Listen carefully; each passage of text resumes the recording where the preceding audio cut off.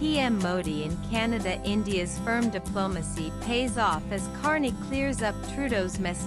Prime Minister Modi's arrival in Alberta, his first visit to Canada in nearly a decade, coincided with the G7 summit held in the pristine setting of Kananaskis, nestled in the Canadian Rockies.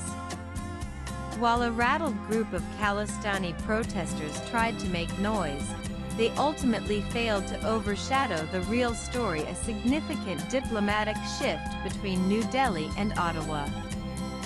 Canadian Prime Minister Mark Carney's warm reception of Modi was more than ceremonial. It was a signal that Canada is turning a page. Notably, Carney acknowledged transnational repression, a term often used in Canadian parlance around the Hardeep Singh Nijjar killing. But crucially, he also mentioned terrorism in the same breath, recognizing India's consistent concerns about Khalistani extremists operating out of Canada. While answering a question about the Nijjar case, Carney treaded cautiously, saying that a judicial process was underway and he needed to be careful of making further comments.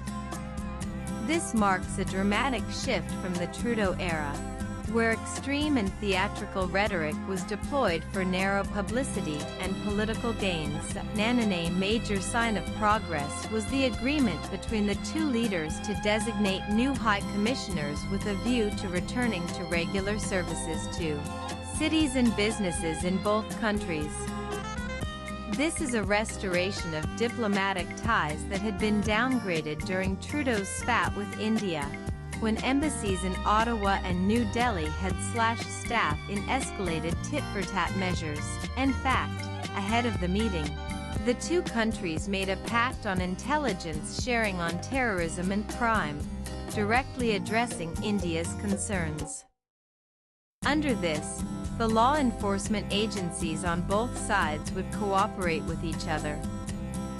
For Canada, this can be sold as cooperation in the Nijjar case, but for India, this means cooperation on countless terror and crime cases involving Khalistanis and other criminals, not to mention a road to their extradition. This moment marks the success of Modi's steady, firm and patient diplomacy. India has remained consistent in its stance on terrorism, extremism, and criminal syndicates, and never wavered even when faced with Trudeau's political theatrics and international mudslinging.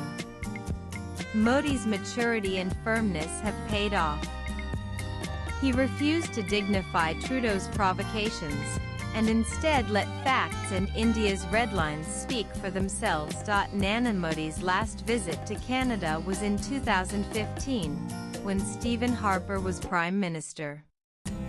Harper had recognized the threat posed by Khalistani terrorism and chose to push trade and strategic cooperation with India. It was Harper's government that reversed Canada's position on India's nuclear program, clearing the way for Canadian uranium exports to India and doubling bilateral trade to $4 billion. But everything changed when Trudeau came to power. Under him, Canada slowly became a haven for Khalistani extremists.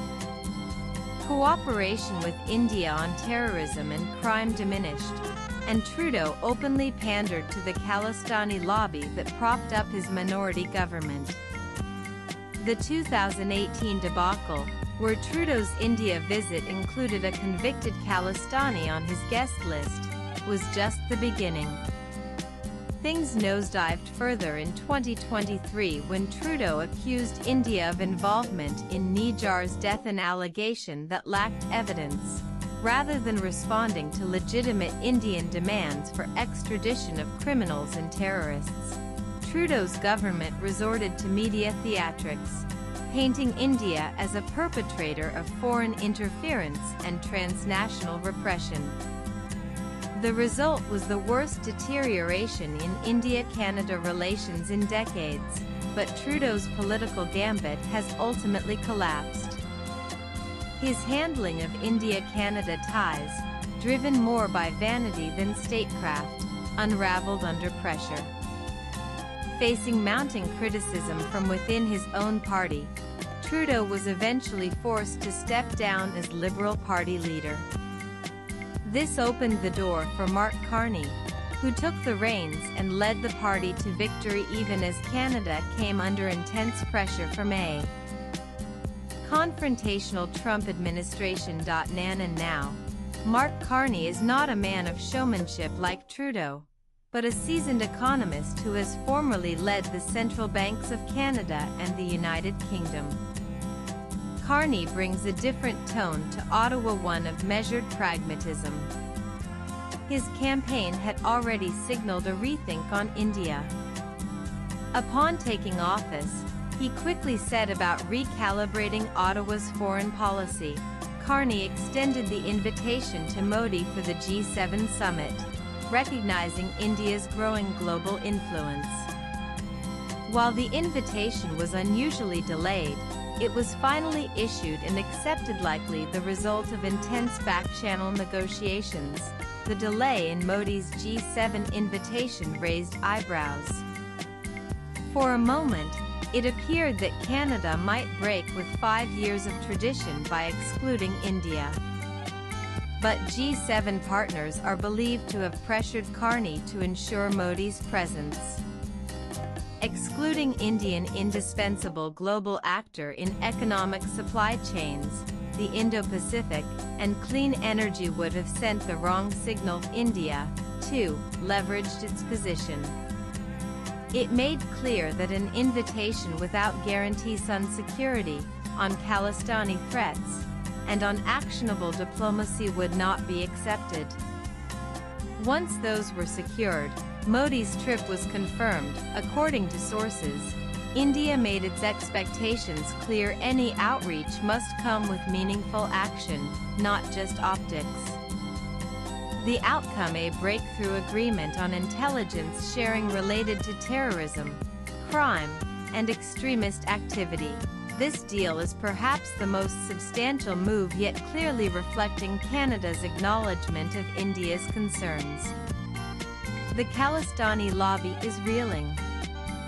Their worst nightmare: a coordinated crackdown on their finances, networks, and protection has begun to unfold. Carney, for his part, managed to walk a fine line, avoiding further escalation, managing media criticism, and showing the maturity that his predecessor lacked. In fact, Carney has been sending all the right signals and making all the right moves in his bid to normalize relations with India. First signs were when he stressed on economic ties with India even before his election. Then he began to clean house. He acted swiftly to distance his government from Khalistani sympathizers. Jagmeet Singh, the loudest voice of Khalistani politics in Canada, lost his seat. His party, the NDP, suffered a historic defeat, losing its official status. With this, the Khalistani lobby in Parliament lost critical leverage. Instead of dancing to the tunes of this lot, Carney's appointment of 4 Indian origin ministers, none aligned with Khalistani politics. This was the second major signal. Anita Anand, who has never aligned with Khalistanis, was appointed as foreign minister. Meninder Sidhu, Ruby Sahota, and Randeep Sarai have also taken on strategic roles, and all represent a more moderate, cooperative tone with India. Meanwhile, just ahead of Modi's visit, Canada made headlines with its largest ever drug seizure: 479 kilograms of cocaine worth nearly $48 million. The operation uncovered ties between the arrested Indian origin individuals and both Mexican cartels and US-based distributors.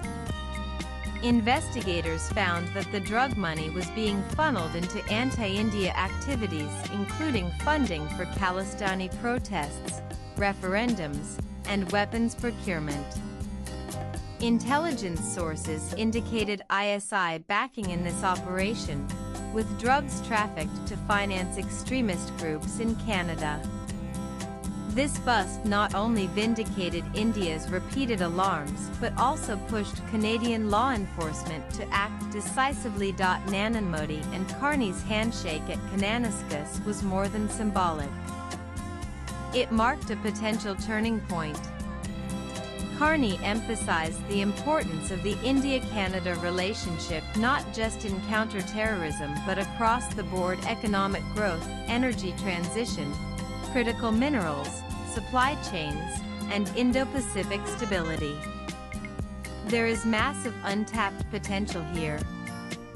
Current trade stands at just $8.6 billion, a fraction of what it could be. With Trump's tariffs on Canadian exports and his casual calls for Canada's annexation, India presents a crucial opportunity for diversification. Canada's mineral-rich economy complements India's manufacturing needs, particularly in rare earths, uranium, and clean energy inputs. In fact, with nuclear energy demand going up in India, a strategic uranium supply from Canada could make ties more resilient. There is also a rich geopolitical link: hundreds of thousands of Indian students and immigrants in Canada, most of whom reject Khalistani extremism and yearn for better bilateral relations. All goes well. Talks for a free trade agreement, which were cancelled amid Trudeau's diplomatic clash with India, can be revived to explore the trade potential of this relationship. India has just signed a massive trade deal with the UK, and Carney would be inclined to follow suit in due course, but challenges remain. Trudeau's legacy still casts a long shadow. Canadian intelligence agencies, such as SISE, continue to group India alongside adversaries like China and Russia under the broad banner of foreign interference, a narrative that Khalistani groups are only too happy to exploit. Jagmeet Singh, though politically diminished, still claims Indian agents were spying on him, and sections of the media are eager to amplify such claims. For the reset to hold, Canada must deliver on its commitments, clamp down on extremists, walk back anti-India propaganda, and avoid pandering to fringe lobbies. For India, cautious optimism must remain the mantra. The trust deficit won't disappear overnight, but this time, there is a reason to believe India-Canada relations had hit rock bottom. India's stern, no-nonsense diplomacy has ensured that Canada woke up to its red lines. With patience and grace, Modi strategically left room for Carney to make amends, and the new Canadian leadership ultimately did so the first chance it got. Now, both sides are speaking a common language: security, mutual respect, and economic partnership. Swipe left for next video. The G7 summit in Canada may well be remembered not just for its multilateral agenda, but for marking the moment when two democracies, once adrift, found a reason to reconnect and reconcile. The Khalistani veto on India-Canada relations is dead. It only remains to be seen if Canada can live up to its promises. Latest blogs.